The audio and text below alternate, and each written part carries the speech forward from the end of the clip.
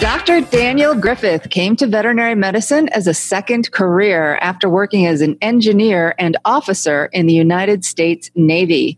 He completed a BS in mechanical engineering at Purdue University in Indiana and postgraduate studies at the Naval Postgraduate School in Monterey, California. While caring for his first daughter, Dr. Griffith completed the necessary prerequisites to qualify for veterinary school. His second daughter was born 6 months before starting vet school. Dr. Griffith earned a DVM degree from the Virginia Maryland Regional College of Veterinary Medicine in 2011.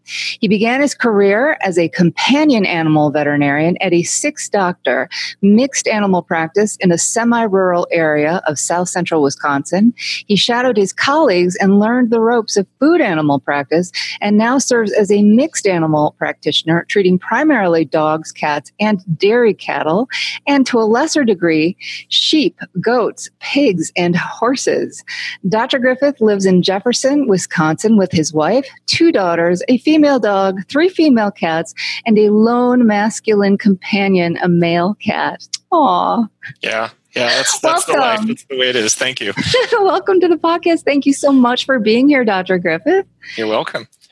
Well, you've got kind of a winding path to vet med, sort of like I did. So did you get a scholarship for your undergraduate studies as your Bachelor of Science? I did. I got a ROTC scholarship. And so that was, military training through college. And then that's where I got into the military from there. I see. Okay. So then after you finished your engineering degree, then you went straight into the postgraduate school in the Naval Postgraduate School in Monterey. There was a delay of about a year. It was actually a distance learning option from where I was working in the Navy. And again, it was the military paid for it. You showed up and did the work, and so I figured, why the heck not? I mean, it was free education. Oh, that's great. Yeah. So, and I was going to ask you, like, wow, you went from Indiana over to California, but you actually did it as a distance learning. Yeah, it was distance learning. Oh, that's fantastic. And then, so what was that? What were the postgraduate studies? The curriculum was called engineering science. So it's more of a specialized math degree, mathematics that tend to show up in engineering problems, and especially those that lend themselves well to computer automation. Okay. So you're speaking Japanese to me. Yeah, well, it's not something I use that much anymore. Well, what were you doing for the Navy as a job? I was an engineer at a department called Naval Reactors, which is the headquarters and oversight organization for all the nuclear ships, so submarines and aircraft carriers. Just focusing on the nuclear reactor itself, and so we were involved with construction, design, analysis, keeping them running, refueling them, taking them apart, decommissioning them. So it was a pretty broad engineering organization, and they took a lot of technical majors to do the jobs involved. I bet it sounds like sort of a high stakes job. Did you feel that was it a stressful job? It could be. It certainly could be. There were obviously deadlines, and I had more of a hand in the manufacturing time frame. But it's the sort of thing that with government contracts, if things got held up, you're still paying the manufacturer to do things. So delays could mean millions of dollars, and that's taxpayer money, and you don't want to do that. And on the operational side, if we didn't get things done quickly, then a ship, a submarine, an aircraft carrier could be sitting there at the dock and waiting on orders, waiting on parts, waiting on repairs, and so it could be. It was kind of, I guess, there was a lot of slow times, a lot of routine, and then a lot of hectic stuff to get things done on time. Right. Some hurry up and wait, maybe. Hurry up and wait. Yeah. That's how fourth year clinical rotations felt to me. Yep. Very true. We'll get to that later. So when you graduated, you started your service in the Navy, you started as an officer. What rank were you? Ensign, and that's the lowest officer rank. And I served for 5 years, and I separated as a lieutenant. Okay. So when they paid for your undergraduate degree, that required you to give them how many years of service? That was the 5 years. 5 years. That's, I talked to Dr. Corrigan. Do you remember Dr. James Corrigan from our class? Yep. So he was the last podcast guest, and he mentioned that some of his friends had done ROTC and they'd had their undergraduate educations paid for. But then he ended up having the Army Health Professional Scholarship, which paid for vet school. Yeah. So it paid for 3 years of vet school, and then he owed them 3 years of service. So that's like I don't know, sounds like a better deal. It is a great deal. I'm definitely glad that I did it. It gave me a lot of opportunities to, leave school debt free, and then, know exactly where you're going. The military can be a very interesting place to be. A lot of interesting sights to see, people to meet, and things to do. Yeah. And when did you meet your wife? Was it while you were in the military? Yes, it was in the military. She actually went to Purdue as well. She was ROTC. She was 3 years behind me. So I knew of her when I was at Purdue, but I didn't know her that well. And she ended up coming to the exact same place that I was, because she's a nuclear engineer. And so obviously that fit quite well with what they were doing. And she ended up working in the exact same section. And they said, "Hey, we've got a new engineer from Purdue. Why don't you show her around?" And so I married her. Quite the power couple. Mechanical engineer, nuclear engineer. Very nice. I bet your kids are smart. Well, I hope so. Too early to tell. Sometimes they prove it, sometimes they don't. Well, they have to explore and make mistakes to find their way in the world. So then why did you decide? I'm assuming that when you were a kid, then you never had the idea of becoming a veterinarian. I actually did. Oh, you actually did. Yeah, it was probably, it was late middle school, early high school. That's kind of what I wanted to do. And then through high school, I was very good at math. I was very good at physics, and they're like, "Oh, you should do engineering." And my stepbrother did engineering, and we had a lot of friends who worked in the plants around my town, and we had a lot of chemical plants, chemical factories, and manufacturing. So we knew a lot of engineers, and so they kind of talked it up, and I was like, "Oh yeah, that sounds interesting." So that's what I ended up doing. It seemed like it would fit. When I got out of the military, the job that I was doing was very much oversight. It required engineering knowledge, but it wasn't a lot of the hardcore engineering. So it was more on the management side of things. Mm-hmm. And that's not really where I saw myself. So in considering options, it looked like I was going to have to go, do some sort of education. Just because I had been away from it for so long, I would want to do something more hands-on, maybe something more specific. And then my wife, she kind of said, "Well, you're separating from the military. You've got this natural break. Like, if you're going to make a change, this is the time to do it. So, is there anything else out there?" And I was like, well, I thought about it, and I was like, well, I did always want to be a veterinarian. And, of course, having animals growing up, I had a good relationship with our vet in our town. And, that was obviously a positive motivator. And so I thought about it more and more, and I said, yeah, I think this is something I want to do. So, let me see. Got to get the time frame correct here. I got out of the military about 6 months before my first daughter was born. So I had 6 months where I went to the University of Maryland for one semester just to pick up some basic science courses, which I didn't get in undergrad. And then I shadowed at clinics, and I volunteered at humane societies, and I just kind of tried to familiarize myself and immerse myself.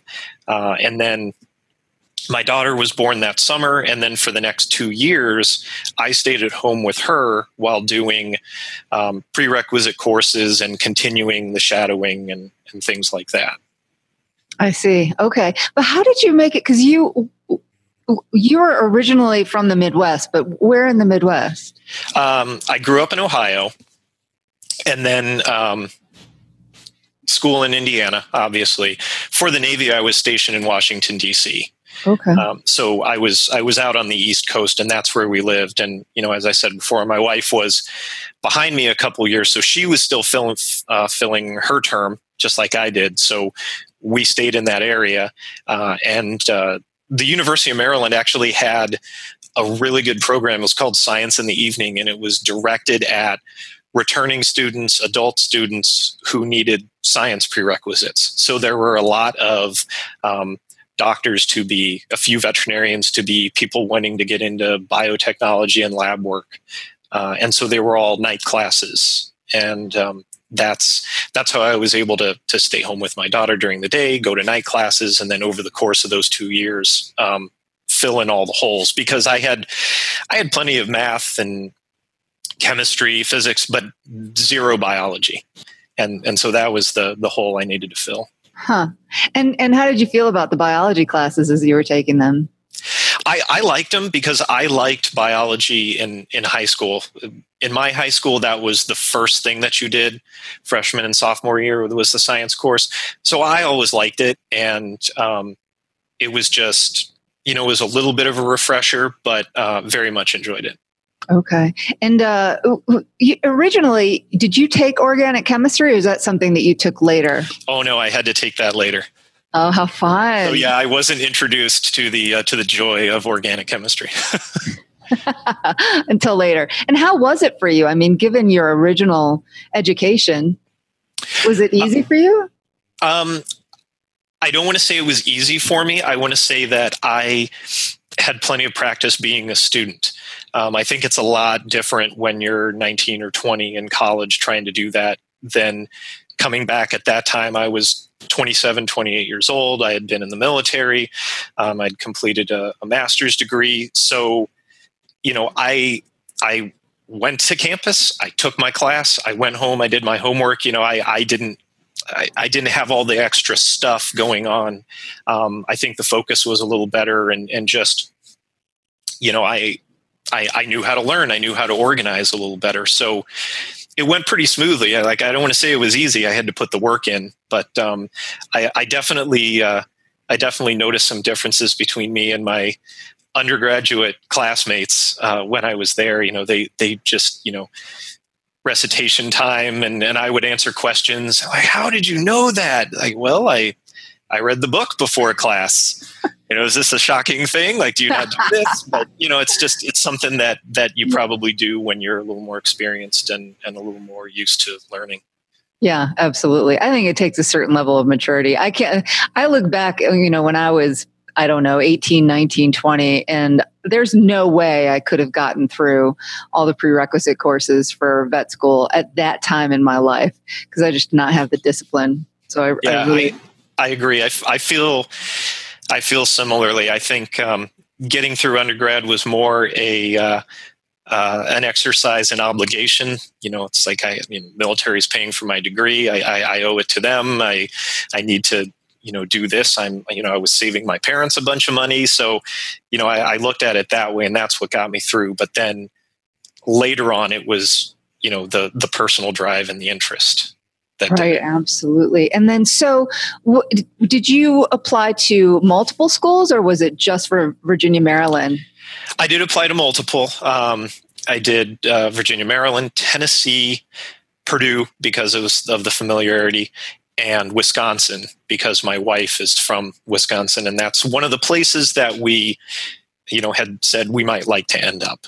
And so, we were living in Washington, D.C. at the time, so Virginia, Maryland is the in-state option. We had a lot of friends who went to the University of Tennessee, and we had visited out there, really liked the area, really liked the school in general, so that was why we added that one in there. And then when you got into Virginia, Maryland, you chose that one because it was in state, it would be cheaper. Yep, pretty much. I got accepted to Virginia, Maryland, and Tennessee, but as much as I like Tennessee, it's just I couldn't reconcile the cost difference. I mean, a vet school is a vet school. It would be nice to satisfy all the things, but really to exit with less debt was a really big deal. Yeah. I've talked to a lot of people who advise that. I mean, there's schools that specialize in different things, so people think that they need to go to those schools, but you end up with so much more debt in the end that I don't think. Right. And I think, I know we had the opportunity in our fourth year during our externships to go to those places. And I mean, we had students from other veterinary schools come to Virginia, Maryland.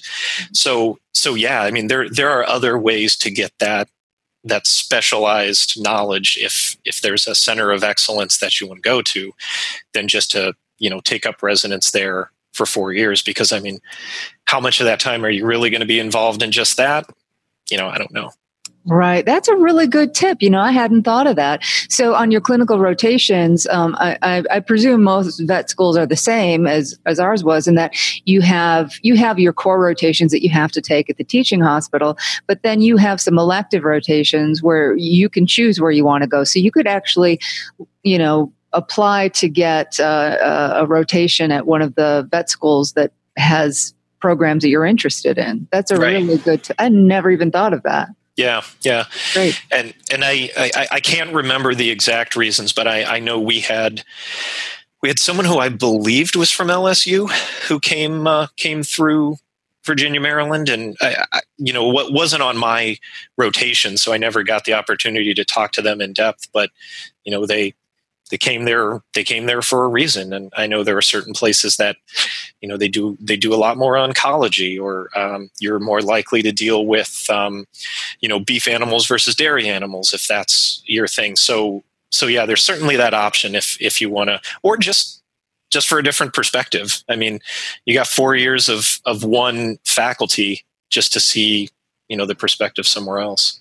Yeah, that's great advice. Although I will say, oh my God, I could not.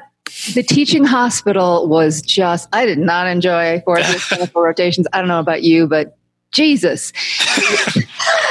I mean, it was a lot of hurry up and wait. And, we were there for 12, 15 hours at a time. And for my external rotations, the last thing in the world I wanted was to be at some other vet school teaching hospital. Yeah, I agree with you. I mean, there were certain rotations that I did enjoy a little more, but there was a lot of work involved with working in the hospital. A lot of time commitment, and yeah, I remember those. I remember those days. I think I remember a record day where I showed up at the hospital at about 4 a.m. and then I also had ICU duty that night. So I didn't leave until midnight. And my wife happened to be out of town. So I had to beg and sneak and borrow and sneak home to let my dog out twice between 4 a.m. and midnight. Oh my gosh. Because there's no one else to do it. So, yeah, I mean, you get those days, but then, I guess the flip side is you get involved in a lot of interesting cases. There's a lot of humdrum, but you do get to see some neat stuff. Yeah, absolutely. And that's the part I enjoyed. Who was taking care of your daughters? My wife, she actually managed to find a job where she could work from home and basically telecommute. So when she was out of town, did she take your daughters with her? Oh yeah, they were all out of town. Okay. Yeah, I believe they were visiting family at the time. What a great partner you've got. I mean, her support must have just been instrumental to your success. Yeah, could not have done it without her. I mean, there's absolutely no way. And the job that she found really gave us a lot of flexibility. Again, if she were working a 9 to 5 somewhere in town, I think it would have been much harder. But that gave her the flexibility to deal with the kids, to deal with the length of my day and when I had free time. So yeah, absolutely would not have happened without my wife. Yeah, good on her. And congratulations to you for finding a really good partner. It's so important. Yeah. I got lucky. Yeah, so did I. So when you started vet school, tell me about, like, did it match your expectations, or were you surprised about anything? And what did you like and what did you not like so much? I think first year was, I guess first year for me was, it did not meet all of my expectations. I didn't know that it was going to be that classroom intensive. And especially, I don't know if things are different now because I haven't visited lately, but the way that we were, like hidden away from the rest of the school down in the corner of the building in the basement, it was just kind of like, you're in first year, you're down here. The level of coursework was, it was a lot. It was challenging. I definitely was expecting that. Honestly, I think one of the things I enjoyed the most was anatomy lab, just because we got out of the lecture hall, we got to walk around, we got to look at things and touch things. So yeah, starting vet school, I was kind of like, oh, well, we're just sitting in a lecture hall, and I thought that it might be a little more hands-on, or we might get a little more multidisciplinary type education, which that came later, but much later. I hear things are different now. Yes, I've heard that they've revamped the curriculum, so hopefully it's better. And did you? Because I remember thinking, in the first couple of years, and that's funny that you talk about us being in the basement in first year, and and that made me remember they babied us as first year students. Do you remember they kind of babied us? I do get that sense now that you mention it. Like we had our own little area and we were all set up and taken care of. We had all this support system, and it did kind of seem second and third year, it was just the training wheels are off. And, there was, because I know we had a couple problems in a few classes, which were very, very difficult. And, the reaction was kind of like, well, you guys, you got to show up and do the work, and we're not cutting you any deals, and we're not curving. We're not doing anything like this, where the work is the work. So yeah, it was a little different between first and second year. Not that that's bad, because I think if you're just coming from regular undergrad, or like me, coming from being at home with my daughter and taking night classes, it's very different. So a transition year probably is a good idea. Yeah, looking back, I really appreciate that. I mean, it was still hard, but nowhere near as hard as it became later in second year. Yeah. So I don't feel like we really got much hands-on at all. I mean, maybe a little bit in third year, but really it all happened in clinical rotations. My memories of vet school is just didactic learning from years 1 through 3. Yeah, and I got excited when we did get to do things like second year, when we had our the large animal husbandry class, where we got to go out to the barns and do physical exams and play with the horses and pigs and shit. I love that, because I was like, hey, look, I'm outside, I'm touching an animal, even though I don't know what the heck to do with them, I'm happy to be here because I'm not sitting in another lecture hall. That's so funny. I hated that. You hated that?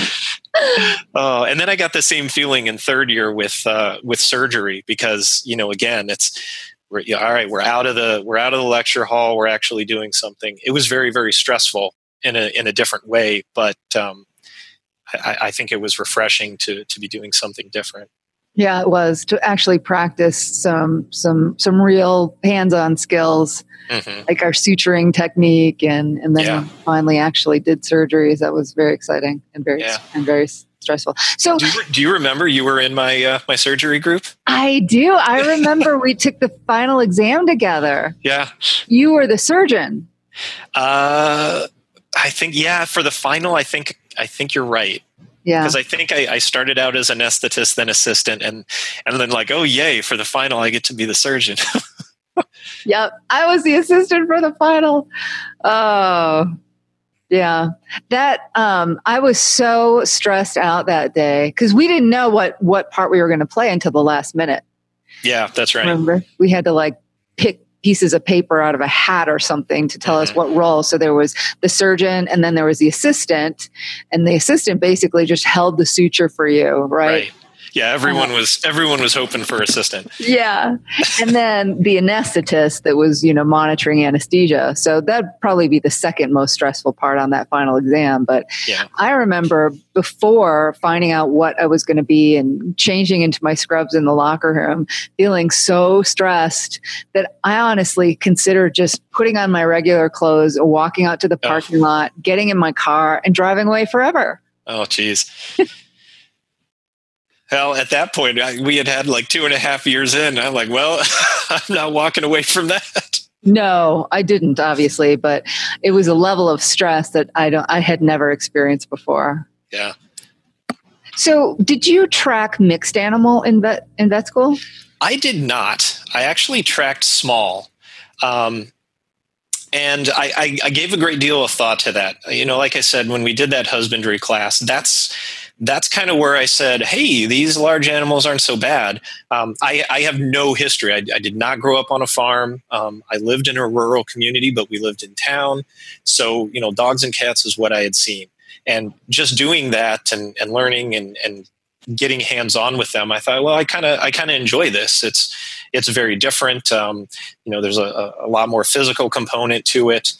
And so when it came time to track, I looked at the requirements, and the one thing that gave me pause about it was the mixed track just seemed to be a little more equine centric. Like it really wasn't a general track. And especially in fourth year, I think you had to do an additional large animal hospital rotation. And then you had to go to the equine center, which is, up west of DC, where they do a lot of specialized stuff, a lot of really intense, on high dollar, high value horses. And I knew that that's not where my interest was going to. And I mean, honestly, for that, if you're going to be dealing with stuff like that, you need to be focused entirely on equine. So, I kind of looked at that and I said, it's not where I want to go. It's not something that I see myself doing in the end. And then I looked at the small animal track, and there were enough electives in there that I said, I can just take large animal electives with that. Wow. So you basically just made your own track up. Yeah. And there were a couple other people who were of a similar mindset. I remember sitting in like the large animal medicine class, and it was all the large animal trackers, and then me in the back, and the teacher asked me, like, why are you here? I'm like, well, I want to learn something new. So I think they appreciated that. Yeah. I think the impression that I got is a lot of the large animal professors would really have liked to have persuaded some of us small animal vets to go large animal. So I bet they loved you. Yeah. Well, and I know you thought about, or I don't know if you have yet talked with Dave Johnson, but he was, close friend of mine in school. We sat together, and he was always on my case, and he was always saying, he's like, we'll make a large animal doctor out of you yet. And so it's kind of funny because he now practices in northern Wisconsin, and we, through Facebook, share back and forth, and I'll, post weird large animal things that I do. And he always, replies with an attaboy or I knew it or something like that. We'll get to it a little bit later, but I just have to say how incredibly impressed I am that you are able to transition to, from small animal to mixed animal, and then all the different species that you practice on. I can't even imagine it. I think I'm a coward by comparison. Oh, I don't know that that's true. It just sounds terrifying to me. So when you graduated from veterinary school, do you mind if I ask you how much student loan debt you had? I believe it's hard for me to remember exactly. I think it was just below $200,000. Wow. And so that came from tuition as well as living expenses, because while my wife was working, it wasn't enough to support an entire family. So I did kind of max out. I just did government loans, so I maxed out the government loans that I could and basically used them for living expenses. So that was not all. Excuse me. That was not all tuition and books and things like that. There were living expenses involved. Mm-hmm. It was the same for me. Yeah, I graduated with about the same amount. Yeah, and a significant portion goes to living expenses. And I mean, at the professional level, the loans that they give you are meant for you to be able to survive on. Versus right. Undergraduate, they're not enough. They're enough to pay for tuition and some books and maybe have a little extra, but they're not enough to pay rents and buy food and car payments. Yeah, exactly. The caps are much higher. On the professional and medical loans. Right, because they know it's not like you're going to have a side job. You're not going to be working part-time while you're in vet school or medical school. So yeah. And then do you mind me asking what your student loan debt is now? I am happy to say that we've managed to pay it off. Oh my God. God. Congratulations. Yeah, thank you. It's amazing. Yeah, it's a good feeling. And I'm a special circumstance because, obviously I left undergrad with no debt. So that was a big thing. I worked for 5 years in the military and I saved. I lived well below my means and I saved. And then we had the time, I remember when my wife and I bought our condo where we lived, our philosophy was we're going to buy a place where we could live on one salary if we had to. And so that's what we did. And so, we lived a comfortable life. We had a long commute because you can't live that close into Washington, D.C. on a budget like that. But we made do. And, again, we saved.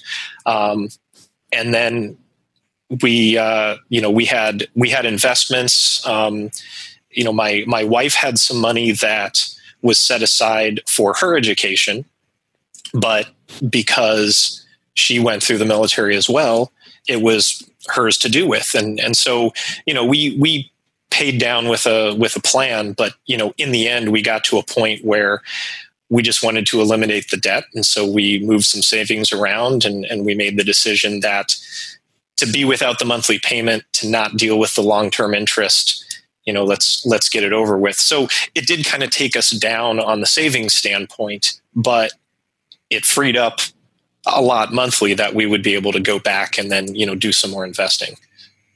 You're the first person that I've talked to that, it has paid their debt down so much, except for Dr. Anna Schreimer. She was in the class before us, she was 1 year after us, but she's paid her debt off as well. But she had much less debt than you did, if I remember correctly. She had like half the debt that you did. Okay. So paying that off makes a huge difference. Oh my God, enormous. And just the interest alone. Mm-hmm. But it's 6 years, you paid off $200,000 in student loan debt. Yeah. And I mean, I'm not going to claim that I'm, somehow smarter. Luck played into it. We bought that condo in Washington, D.C., right, in the whole real estate boom.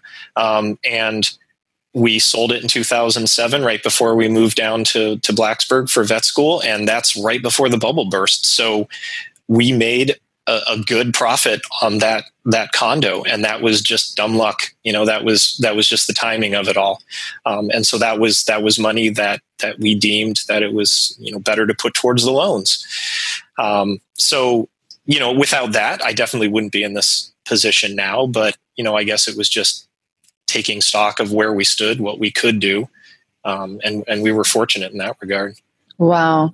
And did you feel like you were living pretty comfortably after you graduated, despite the fact that you were throwing so much at the loans?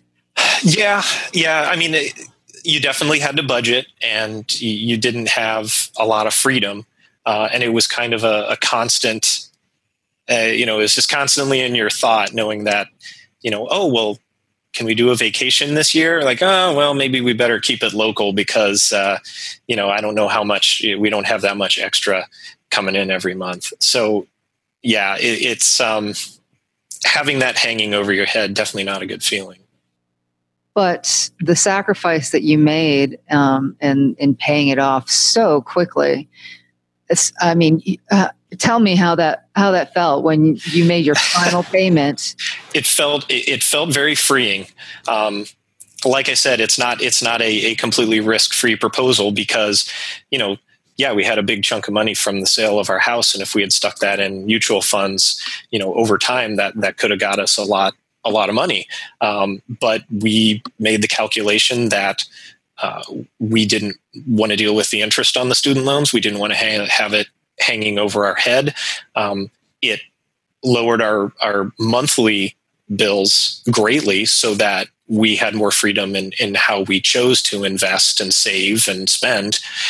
So we just deemed that worth it. At the time I was in my late 30s, still have a lot of working time left, my wife included. So, we said, well, we'll just be frugal and take all the good advice and invest for retirement. And, so right now it's not like we're free of that payment. We've got all this extra money to burn. It's no, we're free of that payment. And now we can judiciously choose how to, save that extra money. I would expect nothing less of a mechanical engineer married to a nuclear engineer. But that's a really good point that you bring up, because you really do kind of have to do the math. On the one hand, if you have a large chunk of change that you could throw at your loans versus investing in the stock market or whatever. Right. And because if you invested, something 10 years ago, then compound interest would, you'd end up doing quite well. Right. So and I think most investment people would tell you that investing that chunk of money is going to beat the interest on the student loans. But it was more than just that. It was the psychological feeling of not having that over your head. Yes. And it's not like we cleared out everything. I think that would be a mistake. But we cleared out enough so that we had our security blanket, and then we gave ourselves the flexibility to start saving and investing again. Nice. And so when you started your first job, you were practicing small animal only, even though it was a mixed animal practice. Right. So we have 6 doctors. 2 do exclusively large animal, 2 do exclusively small animal, and then 2 are mixed. So it's a nice setup because it allows for flexible schedules. There's more than just one person there to answer questions or to cover things. Obviously, if you were the only large animal person and trying to take a day off would definitely be cumbersome. But that's the setup of the clinic. And so, when I started out there, and I was thinking, okay, I would like to learn more about large animal medicine. I had four people. I had the 2 mixed animal doctors and the 2 large animal doctors that I could pick their brains, that I could shadow with, that I could ask questions about. And so that was a great resource in making that transition. Well, tell me, when you first started this job right out of veterinary school, how did you feel? Did you feel like prepared for it? Because it sounds like you had mixed animal practitioners, and they had small animal experience. Right. The large animal practitioners probably wouldn't be able to mentor you much on small animal medicine. So how was it, the transition going from vet school to your first job as a veterinarian? Yeah, well, I don't want to say that I felt I was confident first day. There's definitely still a lot of learning. there are two veterinarians there, the owner of the practice, who at the time had about 20 years of experience, mostly large animal. And then one of the small animal doctors had about 15 or 16 years. So there were some experienced people there. And, I guess I'll say this just as great advice. The mentorship, support, and the people around you, that has to be one of the biggest things in selecting a job, because pay and location and all of that is great, but I know of colleagues that just kind of feel like they've been left out on an island. And as a starting vet, that's terrible. I think it's dangerous and unreasonable. Yes, you have someone who's trained and who has taken courses and is now licensed, but that's not it. And you've got more training to do. And that's definitely a philosophy that my clinic has. Is it's cooperative. Anybody can ask anybody, hey, look at this radiograph, or what do you make of this blood work? We do case discussions among each other all the time. So I think having a cooperative environment like that is key. And it definitely allowed me to feel a lot more comfortable, because I could ask questions, and that was not a bad thing. And if I said, hey, I don't know about this, then that was okay. If you think about what you see small animal practice day in and day out, it is not what is covered in vet school. It's a lot of ear infections, and it's a lot of aches and pains and arthritis, and it's dental problems. And, so starting out, like I could talk to these people for hours about surgical procedures that their dog may need. And, I felt I was pretty good at digging into the blood work and explaining abnormalities. But, when someone comes in, they're like, my dog's been itching for 2 weeks and it's not getting better. I was kind of deer in headlights. So, those are the times where having that support system, having those colleagues that you can, use their knowledge and just fill the holes of what's missing. Mm-hmm. I've heard of colleagues of ours and other veterinarians who got hired by vet practice, and the owner of the vet practice was the only other doctor, and they left on vacation for 2 months or for whatever, as soon as the new doctor, brand new out of vet school, started. Yeah. But how did you know? Because I think a lot of places will say, oh yeah, we love to mentor, but that may not actually be the case once you start. Right. So I guess I knew, because where I work, we always do working interviews for everyone we hire: technicians, receptionists, doctors. So, and doctors, it's normally 2 full days. Especially if it's a mixed practitioner, so that they can spend time with the large animal people and the small animal people. So my interview was 2 full working days long. I had the opportunity to interact with all of the technicians, ask them questions. One of the junior associates took me out to lunch, and we got to talk. And so I got to pick her brain about, so what's it like? And she said that, our boss is he's into training. He likes to be a mentor. He's a good mentor. And she explained that, she used that resource to learn.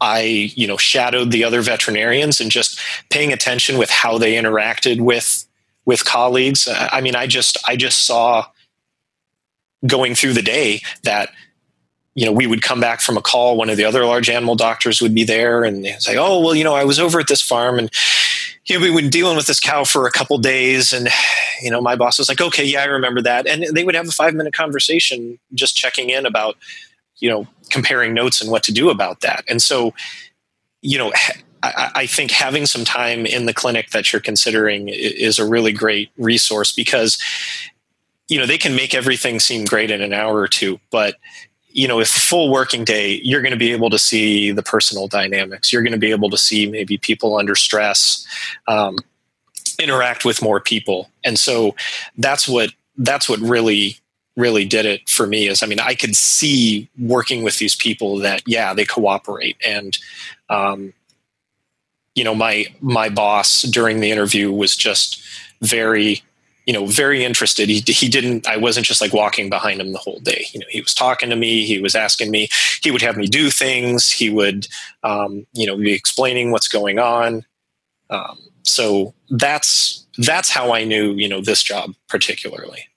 That is fantastic advice. I would hope that every new graduate could follow that, and even if it's not offered, to suggest a working interview over a couple of days so that they could see for themselves if it really is as good as it's being portrayed as being.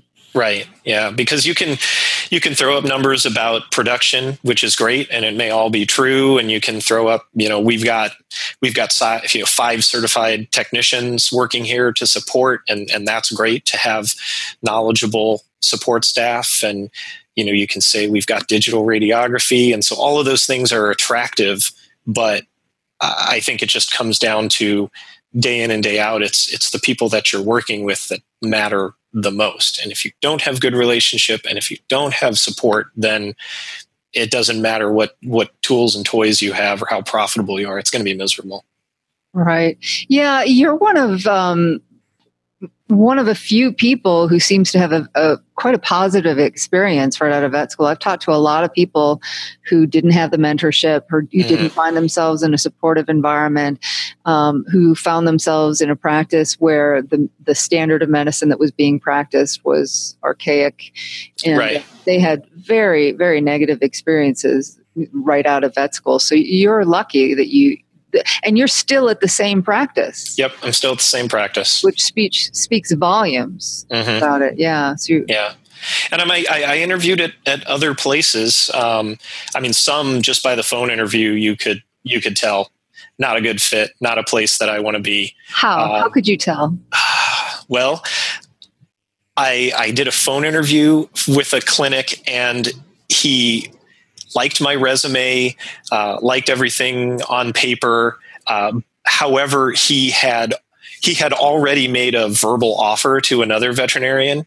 And he seemed a little disappointed because I guess what I was reading is he would rather have me. And when it all kind of shook out, it was because the other veterinarian was a woman. So when I was able to figure out that detail, I was kind of like, no, thanks. I would rather not be associated with you, and, move on.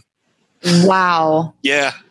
Wow. So like you said, the standard of medicine can be archaic, and some of the social viewpoints can be archaic as well.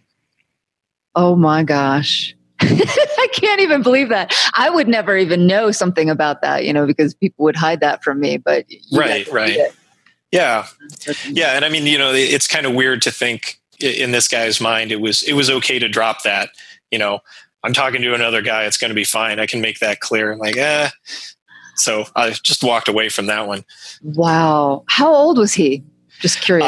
I'm not sure, but he was older. I think he was kind of maybe mid-50s and looking at a transition, maybe, finding somebody to sell the practice to.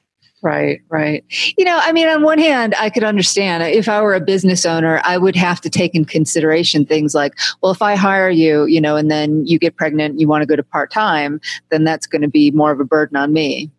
Right. So, and that's a logistic issue, and it's realistic. It is. But it's definitely not a reason to not even consider candidates. And you certainly don't say that to an interviewee. No. I don't know. He probably just figured, well, since you're a man and you have facial hair, that would be okay. Or I don't know if he knew that you had facial hair, but I'm not quite sure. He could have looked at my LinkedIn profile, maybe. Right. Oh my goodness. So I really want to ask you, because so many people have read the James Herriot novels, right? Have you?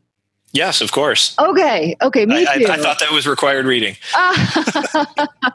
And, some of them become vets because of those novels. Some of them have this, idyllic idea in their mind of what it is to be a vet because they've read those novels. And I just want to point out here that James Herriot is a fictional character. Right. And those are fictional stories. So the guy who wrote it was actually a vet, Right. but that wasn't his life. Those were stories that he made up. Right. Yeah. They're probably flavored by real life, but yeah, I get what you're saying. So you are a mixed animal practitioner. Mm-hmm. Which is what James Herriot was, right? Right. So, I mean, how similar is your life to the story in the James Herriot novels? Do you feel like that's your life? To a certain degree and in certain ways. I guess just in the medical sense, professional sense, yes, because it's kind of anything and everything. Because I have certain days scheduled where for the first half of the day, I do large animal work. And then in the afternoon, I'm in the clinic seeing small animal. So that's a day where I may go out and look at a sick cow. Somebody may have a laceration on a horse. In this area, we do have hobby farms of sheep and goats starting to pop up. So you can see parasite issues or nutritional issues or pneumonia. So you take that mixed bag and say that's your morning, and then you go into the clinic in the afternoon and small animal, while being a little more constrained by species, I mean, still can be anything and everything. It can be puppies and vaccines to emergency surgeries. So you kind of have to be on your toes and be prepared for anything. And in that respect, I think it is very much like the James Herriot books, because no 2 days are the same. And never know what you're going to see when you walk in the door that morning. And are you on call pretty frequently? We do have on-call service. Things have changed just with staffing changes. When I started out, we had 5 doctors participating. So that was 1 weeknight per week, and then a weekend every 5 weeks was the on-call rotation. Now, just due to staffing changes, we're down to 3 on the on-call rotation. So right now, the standard is it's 2 weeknights per week on call, and then 1, every 3rd weekend on call. Wow. So I definitely preferred it when we had 5. It's manageable now. We have things built into the system. Like when you are on call that weekend, the following Monday you are off. So you get a guaranteed day off no matter what happens, whether it's, terrible and you're out the whole weekend, or if you don't get any calls, you still have that day off. So, again, the management in my practice, they participate. My boss is in the rotation. So he knows what it's like to have a horrible weekend and then, come right back in Monday morning and get to work. So that's built into our schedule to try and make it manageable. Now, you've got more doctors than before. So how come fewer of them are participating in call? Well, one of them, actually, my boss just took himself out of the rotation recently. He is the chief herd health person. So his day is pretty much full with visiting farms and doing herd health meetings. He has, as a result, a lot of paperwork, a lot of computer work, a lot of infectious disease tracking, test results to get through. So, he's out on farms 10 to 12 hours a day, and then he comes back and he's got more work to do. So the on-call for him, it just became too cumbersome. And, we all agreed, because, you never see the guy because he's always out on a farm. A lot of time he's doing that work in his truck on a laptop computer. So he took himself out. And then one of the other doctors who originally was on the rotation, she was mixed animal at the time. She stopped doing large animal when she had her first child. She's since had another child and now is working a part-time schedule and just doing small animal. So those are the 2 doctors that took themselves or were taken out of the rotation. It's interesting that they had the option to do that. I can imagine there's a lot of practices where you can't just take yourself off the call rotation. Yeah. And that's, again, with the experience that I have in my interview and now my time there, we recruit and hire to retain people. Mm-hmm. I mean, we find people that we like and we try and keep them as long as possible. And so when that doctor, said, I'd like to go to part-time because it's going to be easier for me to deal with my children and my, husband's job and be more flexible. Mm-hmm. The question was, is this a person who is worth, bending over backwards to keep around? And the answer was clearly yes. Mm. And so that's, yes, it's harder on us because we have to be on call more frequently. But, the alternative is, no, that doesn't work out for us. So you're either forcing someone into a situation where they don't want to be. That's not going to be good for them, and it's not going to be good for the dynamic. Or they leave, and then you got to plug someone new in. And then there's always training, and there's always, you don't know if they're going to be the right fit. So, keeping the team together, I think, has a really high value. And that's another tip for people looking is try and get a sense for turnover, because high turnover is a sign of something that's just not right. I mean, if technicians only last a couple months there, that's something wrong. I mean, it's management or it's some sort of fundamental practice there that just isn't working. Absolutely. And I can hear it as you're talking, how just the sense of teamwork and support that you guys have with each other, like when your boss took himself out of the rotation at a different practice, I can imagine some of the people being like, oh, he took himself out of the rotation, so he doesn't have to do call, blah, blah, blah. But you were like, well, he does, this, and these are the reasons why. And that's just, I think that reflects a lot of really amazing things about your practice and the attitude that you guys have towards each other. Right. And that's the thing. I don't view this career, this profession, as really being possible on your own. I know people do it, and I know sometimes they're forced to just because of geography and demographics and rural areas. But, if you think about a solo vet, you're the only one there. You're the only knowledge source. After hours, you're the only person. So, on one hand, I think you're going to be overworked. I think you're going to be overstressed. I think you're going to have a lot asked from you. And then on the other hand, is that really good medicine to, only have one brain working on the case? So, we've made it a place where, we combine among the six of us to provide, the best care that we can. And you always get in situations where you're going to need help. So, our colleague has a child and goes on maternity leave.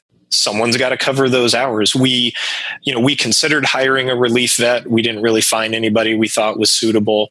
We thought maybe about part-time and things like that. But in the end, it's 6 or 8 weeks. I can't remember that she's going to be gone. We'll just cover shifts. And we'll change the schedule around a little bit. And, that's the sort of thing that, obviously I'm not a woman, but that's how I would want my wife to be treated in her job. And so it would be hypocritical of me to not support that in my organization. Mm-hmm. Yeah, you're like the epitome of the ideal man. I'll make sure I tell my wife you said that. Oh, I think she must know. Yeah. And I hope for other, female vets out there that they could find a husband like you. I mean, you're like my husband. So anyway, if you were a woman though, I think it would be more of a hardship on you to have to do the extra shifts, to have to do the more on-call hours, because I mean, I don't want to insult men now and be like a reverse sexist. So please correct me if you think that what I'm saying is incorrect. But I feel like women play more roles in life. And we take those on voluntarily ourselves. It's in our biology. I don't think that I have tried to shut this part of myself down. I have tried. I cannot do it.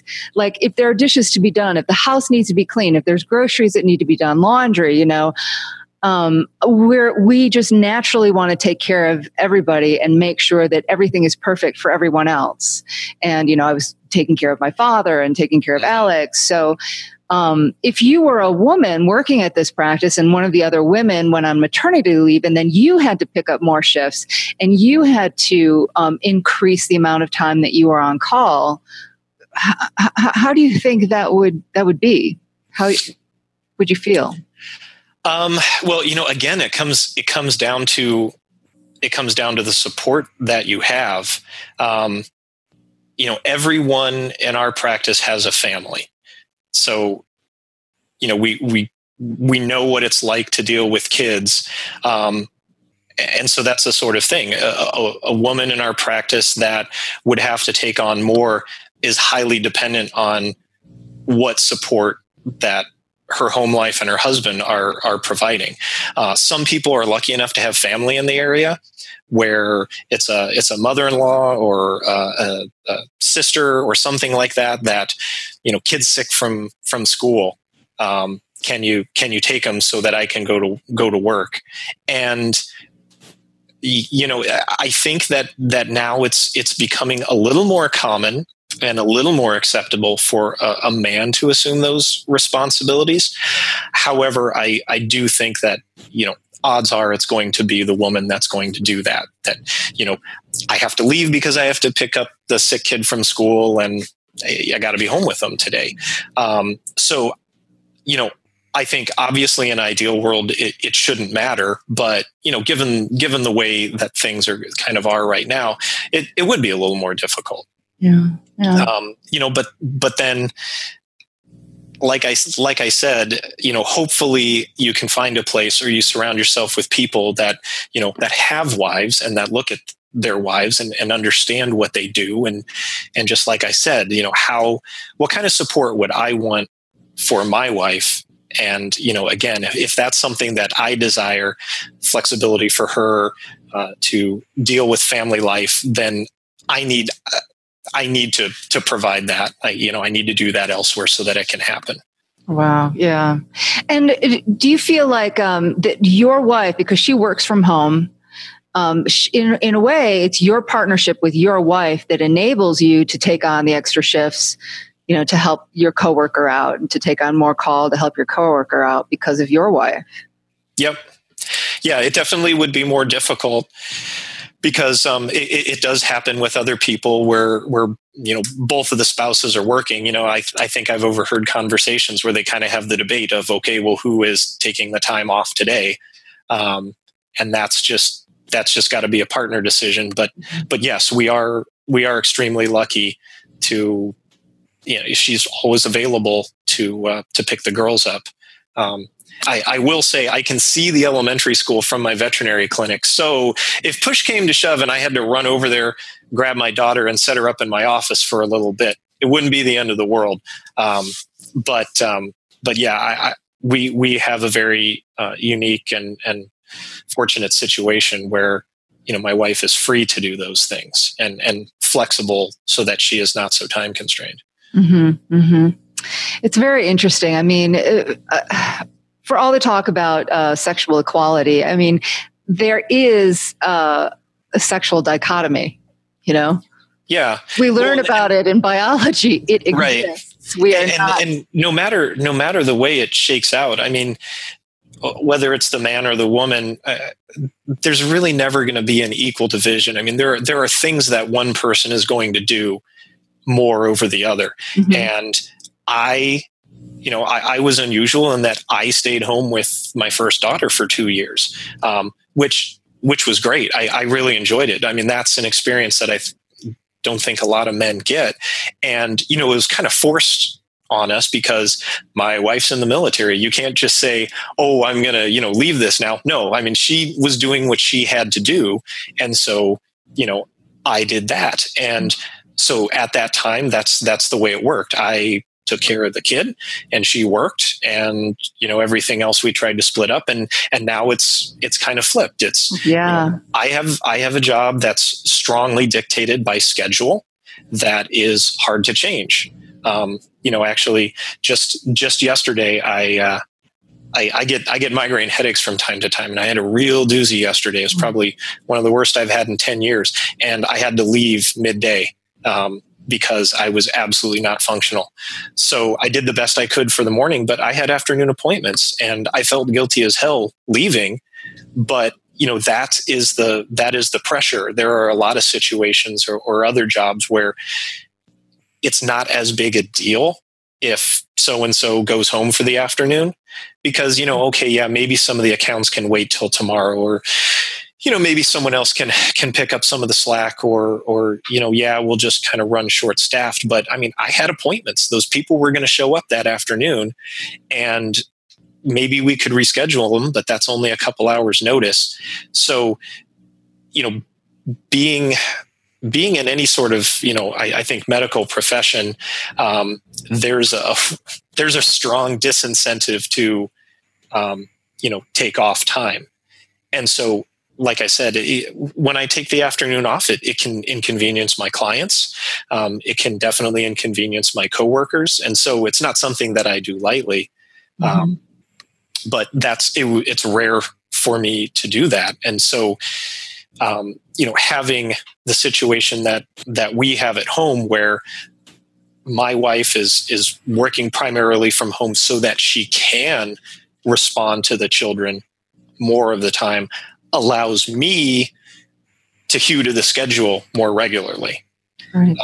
Because, I don't have to worry about working a little later because this case came in at the end of the day. I don't have to worry about, getting home to make dinner and get the kids fed. That's okay. It allows me to be more effective at my job because she's doing that.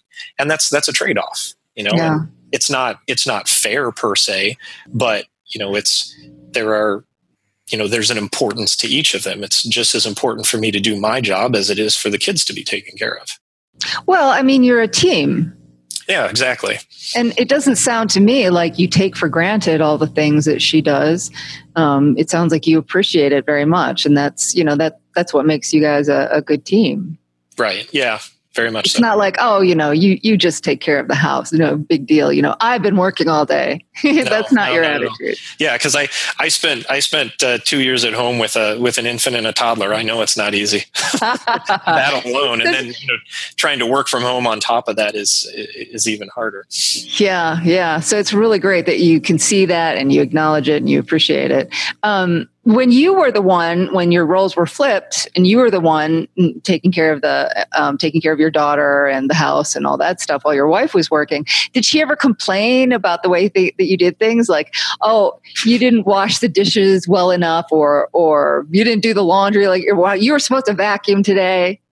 No, that never happened. Oh God, yeah. There were times where it was a rough day and the kid was fussy and I didn't get things done as much as I need to. And I know there were times where I was done. I was like, I just want to, 15 minutes away from this kid. And here comes my wife walking in the door from a hard day at work.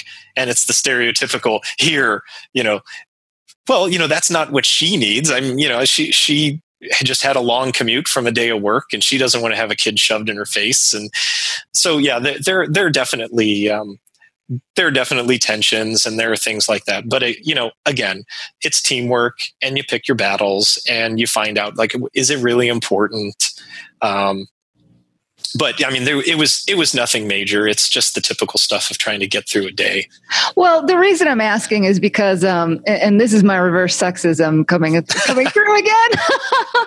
But and I will acknowledge, some of the points that men complain about women as well. So I try to be objective. But really, like my husband, for example, when he was going through his residency, I was a primary breadwinner, but I still did everything else.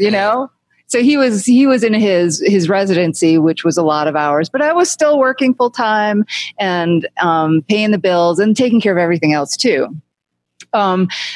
he has had some periods where he's had some time off, and he has not done a good job of supporting me, when our roles were to be reversed. Like he wasn't making dinner or cleaning the house or all that. I mean, it's once in a while, and he said, I could be a house husband. And I was like, no, you cannot be a house husband, because he wouldn't do as good of a job. So that's why I ask, when you were the house husband, was your wife ever like, if I'd been home all day, I would have gotten the laundry done? Yeah, we had those days, but on the whole, I think we had a pretty good division of labor. I mean, it's just the way things shake out. I love to cook, and so I'm the primary cook in our family. So I take on that job mainly because I enjoy it. And so that's that's something that she doesn't have to deal with. She does the bills and the finances. Like, she's got a very analytical mind for that. She's very good at it. So, that's her thing. And so, I think having certain jobs assigned where it maybe is a little more clearly defined is better, because you see that pile of laundry, and I'll admit I probably don't do things to the extent that my wife likes. I think it's more due to laziness than due to the fact that I think she should do it. I look at the counter and I'm like, it's not that dirty. Right. I can live with it for another day or two, or it's just today's not the day. I'm too tired. I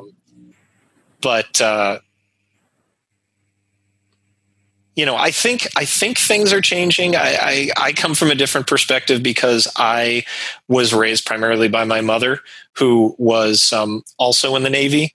So she was a very no-nonsense type of person. She worked and she came home and she cooked and she cleaned. And so, I certainly saw that it was hard. It was hard for her to do that. And, she taught me things. She's like, this is how you do laundry. This is how you iron a shirt. This is how you clean a toilet. And before I left for college, I had all of those things. And I mean, that's stuff that she pounded in my head, where you're not leaving this house until you know how to do these things. Oh, I hope your wife has thanked her for that. And I remember you baking me cookies for my birthday and clinical rotations. A man that bakes cookies. Oh my God. Yeah.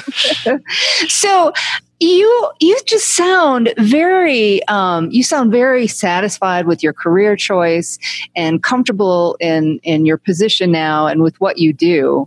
Do you ever, have there been situations where you made a mistake or that upset you, or stresses that you face as a veterinarian? Because it doesn't come through in your demeanor. All the time, and you're never going to escape that. Whether it is lack of knowledge, you're seeing a disease or a condition for the first time, which is going to happen a lot. With me expanding out into mixed animal, you run into a lot of breadth versus depth conflicts, because you can't know internal medicine level of knowledge for every. Some can. I can't. I'm not that smart. But I can do a lot of things for a lot of the large animals. But, when it comes down to a problem case, if it's, we've been dealing with this cow for 2 weeks and, we've done all this testing and, that's probably not the case for me. I will probably pass that off to one of the other guys. I will pick their brains when they're done. I will talk to them about what they did and what they found. But so there are things like that. There are things where you're going to have to deal with, clients' perceptions and they're unhappy with what happened. And then that's no matter what you do. You can do everything that you think is right, and the client is going to be unhappy about it. I've had small animal clients that they just, I did not prescribe a medication because I did not think it was necessary. And that's kind of my philosophy. I don't push it if I don't have to. And they were very concerned that I didn't give their animal a medicine, and they didn't like it. And the next time, you're talking about antibiotics? Well, it could be anything. Antibiotics is one, but other type of things. And the next time they come back, they specifically ask to see another doctor. And that hurts, and it makes you question yourself. I've had large animal clients, who will call in and they'll say, we've got a DA on this cow. And they're like, okay, well, Dr. Griffeth can come out now, or, one of the other guys can come out later. And they're like, yeah, we'll wait for so-and-so later. Can you explain what a DA is? A displaced abomasum. So it's a surgical procedure on a cow to reposition their stomach. And it's something that, again, I had to learn. And obviously the first couple times I did it, I was not nearly as fast as my colleagues. And that was the main complaint. It was, he took a long time. I'm like, well, there's going to be a statistical distribution of people doing DA and the time that it takes to do it. My boss is incredibly fast because he's been doing them for 20 years on a weekly basis. I've probably done about 25 of them, and not on a regular basis because, more than half of the time I'm doing small animal. So, it doesn't mean that the surgery is of lower quality. It's just that, I'm not as quick with my hands. So, and that's one of those things. You hear that and you say, oh, these people are dissatisfied with my service. And you can internalize that and really sweat it. Or, you got to ask yourself, did I do everything right that I could? Did I make a mistake? And if you did, you have to rectify that and you have to learn from it. Sometimes you'll find that you just can't please everybody. I get in situations all the time where you second guess yourself. But I think starting out as a younger or newer veterinarian, that really, really gets to you. Like you can't know the answer or you don't know exactly what to get. But I think the more and more experience you get, that's more the norm than the exception. And you just gotta kind of roll with that. And people aren't going to understand, and you're not always going to be able to give them an answer, especially when you are limited with what diagnostics you can do. If somebody tells you, I've got $150 to spend, and I was like, okay, I'll do what I can, and you get no answer. What can you do? Right. I can tell you all the information that I have, every guess that I can make, and what we would need to do to find out more. But that's the end of the road. That's where we're at. And, it's unfortunate in veterinary medicine that we have those financial pressures, less so than in human medicine, but that's the reality. So, while I definitely am comfortable where I'm at, I think, again, that's mainly due to, the people that I work with, I enjoy working with. I trust them. They trust me.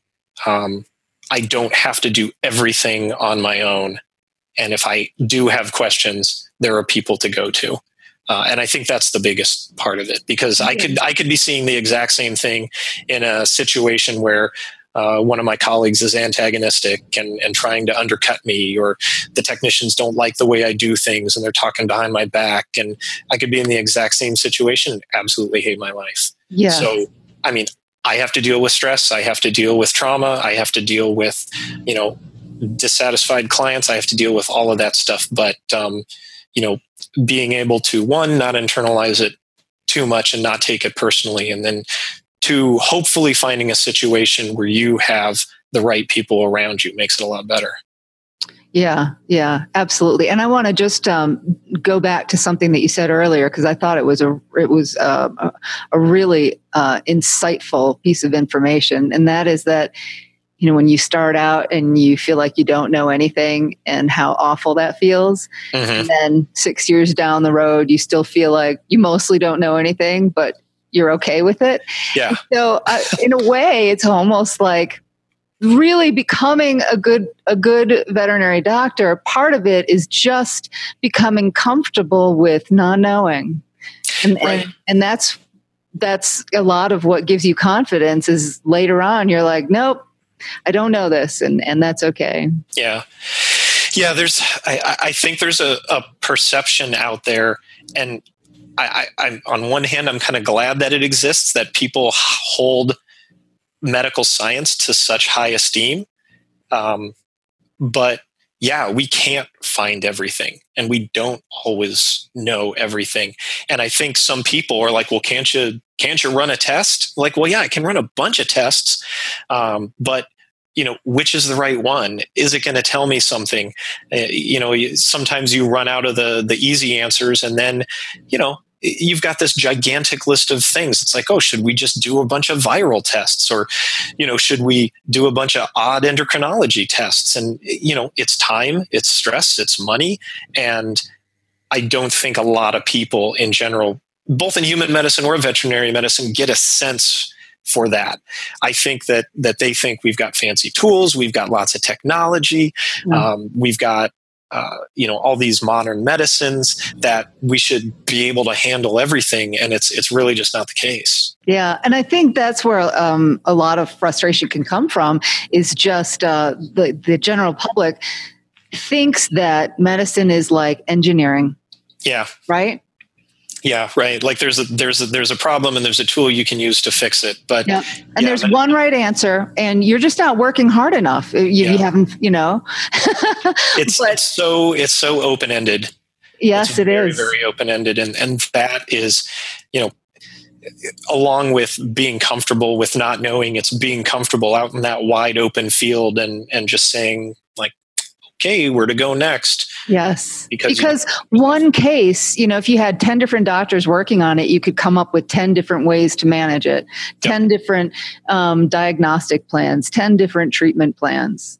It's far from an exact science. And I remember Dr. Abbott, our cardiology professor, saying, this isn't engineering. But people don't understand that. And I don't even think I understood that, until maybe third or fourth year in clinical rotations. So people come to us and they're just like, on House MD, right. They figure everything out, Yeah. So, that was another interesting thing, is that you had been an engineer and now you're in medicine. I mean, did you think before you started medicine, did you know how nebulous this field was going to be? To a certain extent, but not to this degree. I did not think it was going to be the same thing. I thought that an analytical mind in nature would be useful. But my mother is a nurse, so I got a glimpse into some of the things that, some of the ambiguity that is involved. Yeah, that's the right word. But yeah, learning that, oh, holy crap, I've spent $500 diagnosing this animal and I still don't know what the heck is wrong with it. I mean, you get into those situations. Mm-hmm. It's not a rare thing. No. And it doesn't mean that you've done anything wrong. No. But on the other hand, you could understand why a client would be frustrated. They've just spent $500 and you still don't have an answer. But that is the nature of medicine. Yeah. And I think reaching out and educating the client, and I think that we as veterinarians spend a lot more time doing things like that, saying, I'm going to run this test and this is why. This to me is the most likely cause. We may get a negative result and then we'll have to take the next step. I don't think that happens in human medicine a lot because,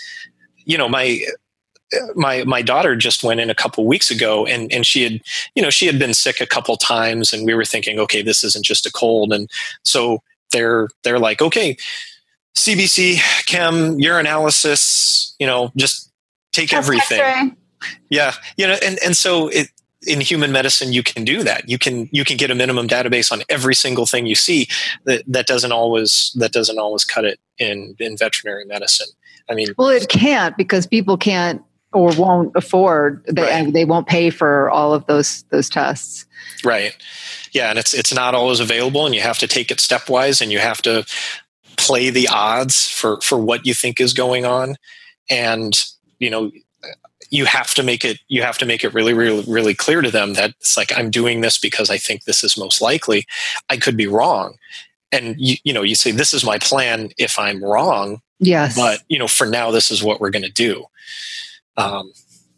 That's great advice. Yeah.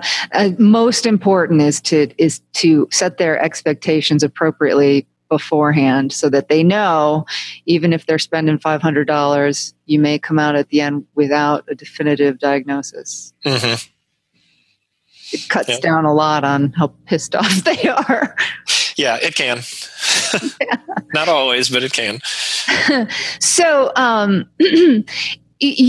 you touched on this, and I just want to come back to it briefly, that all of the, like, you can't have the level of internal medicine knowledge on all these different species that you practice on. Mm-hmm. And the thing about the James Herriot books is they were written during a period before antibiotics were available. Mm-hmm. Right? So imagine the difference in medical knowledge for the James Herriot veterinarian character versus you. I mean, we know so much more than we did 50 years ago, just 50 years ago. And how can one human brain practice medicine on all these different species? It's hard. I almost want to say, you can't, or after a couple years, you're still not going to be there. I mean, you're always going to be learning. You're always going to see something new. And you've got to have support. If it's not in your own practice, there are bovine veterinarian organizations. There are small ruminant organizations. I mean, you have to find a place to go for knowledge and information, and hey, have you ever seen this before? Because there are certain things that cross species lines. A good physical examination. There are certain things that just carry over, that are good practice, that take you a long way. Mm-hmm. But then, the different physiology and the different anatomy, that just, it takes time and it takes experience. I'm a person that it doesn't really click from me from a book or from a seminar. I mean, really, when I go out and I see those cases, that's when it clicks for me.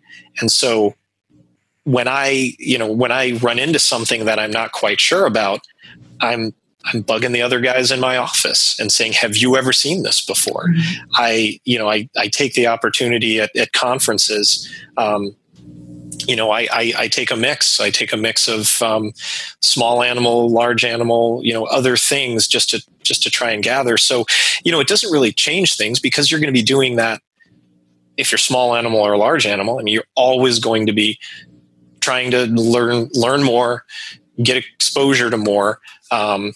It's just, it's more challenging, but I mean, it's kind of fun too, the variety of things.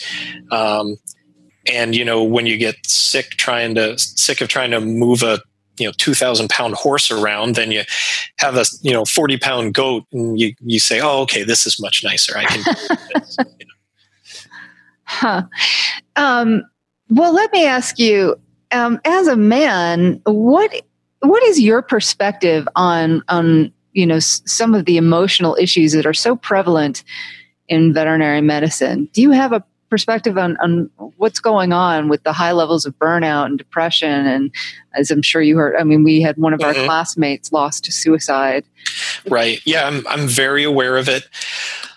And I think, there are things that we've gone over that, I think they're kind of unique to the medical profession.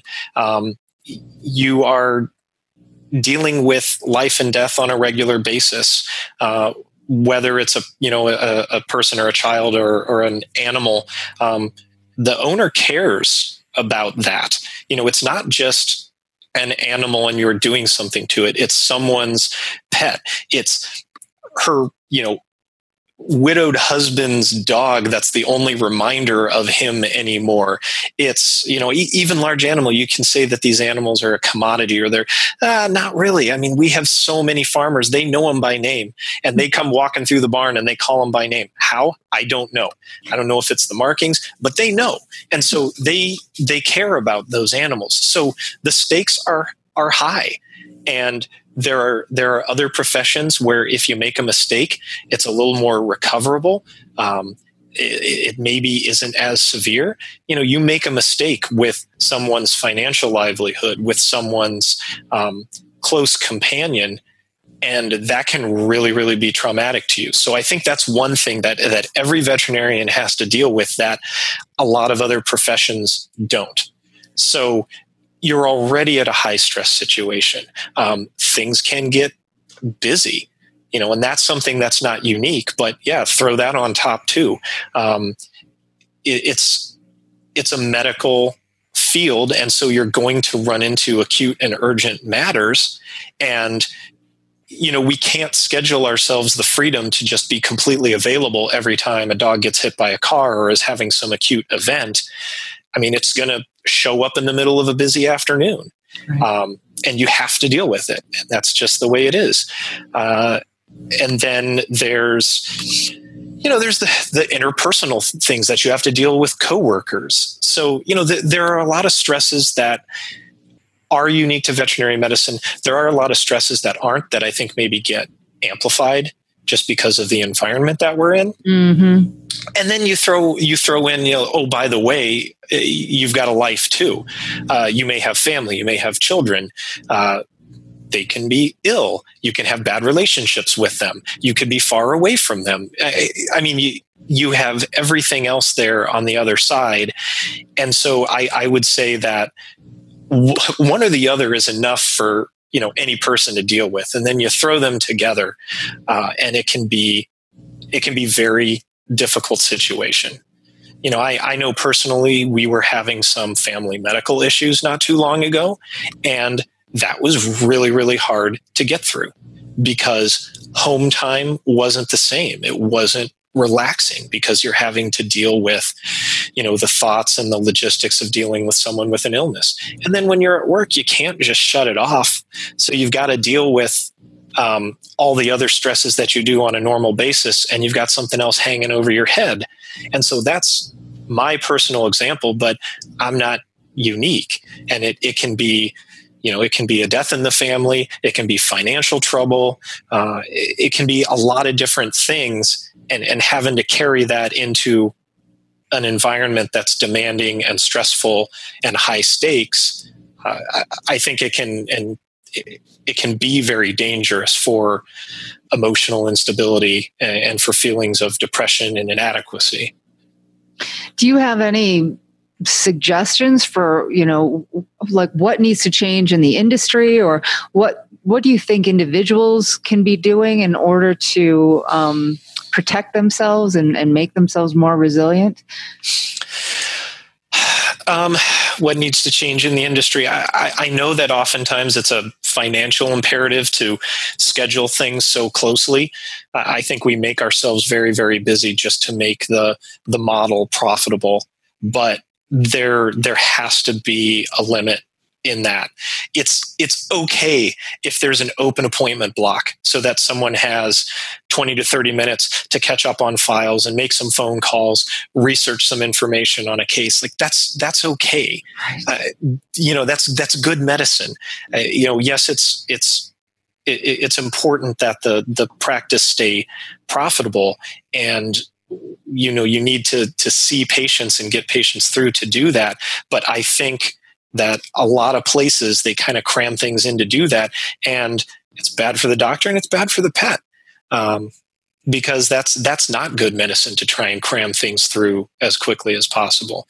So I think that's something that, and I don't know what the right answer is, because with debt the way it is and with salaries the way they are, it doesn't compute. Sometimes that's what has to be done. So, hopefully some ground can be made with getting debt down. And I guess, a little tangent and personal soapbox with that is, I intentionally went to an in-state school, and I honestly think that if you are considering veterinary medicine, that it should be foremost in your mind to minimize costs, because the pay, while it can be, perfectly fine to support yourself and a family, with a huge level of debt, it's almost impossible sometimes. And so, I hear these stories, it's like, oh, it's my passion. It's what I want to do. It's my dream. that's great. That's going to motivate you through it, but that shouldn't motivate you to take on $250,000 to $300,000 worth of debt. If you don't get into the school that you want to do, try again next year. That's not a failure. You can learn and grow in the meantime. You can work in the veterinary. You can work out of that veterinary profession. You'll probably make more money and be able to save more. Learn things that will be valuable, just work skills or life skills, and then come back to it and try again. And if it takes you 3-4 years, who cares? I was 34 when I started being a veterinarian for a very different reason, but it wasn't the end of the world. One of the people in the class before me, he was my big brother. He was in the Navy much longer. He retired after a 20-year career. He was pushing 50 when he graduated. And now he is an equine practitioner in Maryland. So, there's no race to get this done. You can have a rewarding career. You can wait a couple years, and it doesn't mean that you're a failure, and it doesn't mean anything. You're going to come back with your resume the next year, and it's going to be stronger because you're going to be a year mature. You're going to have different experiences, and that's going to beat out somebody who just walked out of college with an animal science degree, which was a great majority of the applicants. So, that I think is good advice for the future. That's not going to fix the problems that are now. I think that the people that are experiencing it now need to kind of walk the talk, just like I've been saying before, of you have to have a team. I have to support my colleagues if I expect them to support me. So, it's all apparent to us what's going on and what's out there. And if somebody is just saying, this is, they're just soft, or, they're just weak, or they're whining. They just don't get it. I mean, if you ever run into that, run away. Just get out of there, because that's not a healthy attitude, and it's no place you want to be. And you've got to find people of like minds that can support. You've got to advocate for your colleagues and your staff, and hopefully in turn, they'll advocate for you. And that can make a big difference, because the stresses that I encounter on a daily basis are no different from a lot of other veterinary clinics. I just work with a bunch of people who they drop the crap, they get the job done, they don't point fingers, they don't worry about, well, why do I have to deal with the walk-in? No, it's just get the job done. We'll sort it all out when we're done. If people were treated unfairly, if people had to stay longer, we'll even it out later. So I think there's a need for a big attitude shift. I think that the sole practitioner model needs to go away. And I think that, we just need to support each other more in general. Mm-hmm. Well, that's a lot of really great advice. So you've been so generous with your time today. I really appreciate it. I know how busy you are. No, you're welcome. Thank you so much, Dr. Griffith. Is there, I've decided I'm going to start asking about favorite charities, as sort of a minimal way of thanking you for being here. So are there some favorite charities of yours that you'd like to say a couple of words about to educate our listeners? Sure. One that both my wife and I have been involved in for a long time is Children International. And if you're not familiar with it, what it does is it provides material and educational support to children in developing countries. So it's very, very simple stuff that can make a big difference. We have sponsored probably 5 or 6 children over the course of our marriage, which is 13 years now. And they're in places like Sub-Saharan Africa or the Philippines, Southeast Asia. All of the children that we've sponsored have been from the Philippines.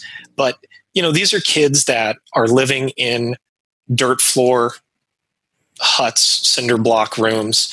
A lot of times they only have one parent who has to work.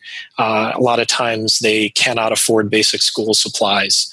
And so what this organization does is you sponsor one specific child, and your donations go towards clothing, school fees, school supplies, support materials for the home. I remember one time we bought a pot for the family so they could have something that they can cook with, because that was a problem for them.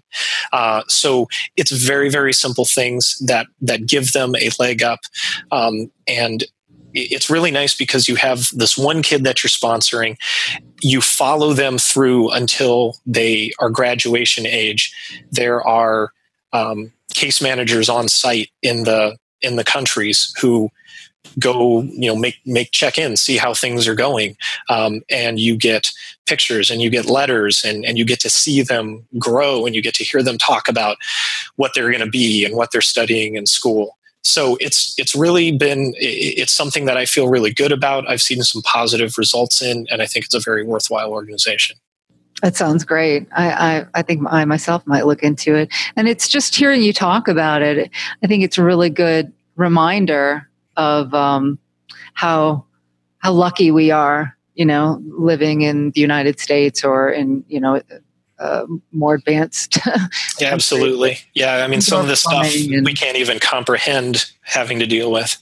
Right. I mean, we're just like turning on a faucet inside your house and having hot water is something that we take for granted. And some people will never have that in their entire lives. So yeah, exactly. It's a good reminder. All right. Thank you again, Dr. Griffith. I hope that the rest of your day is enjoyable and you get some time to relax. All right. Well, you're very welcome. It's been great talking to you. All right. Take care.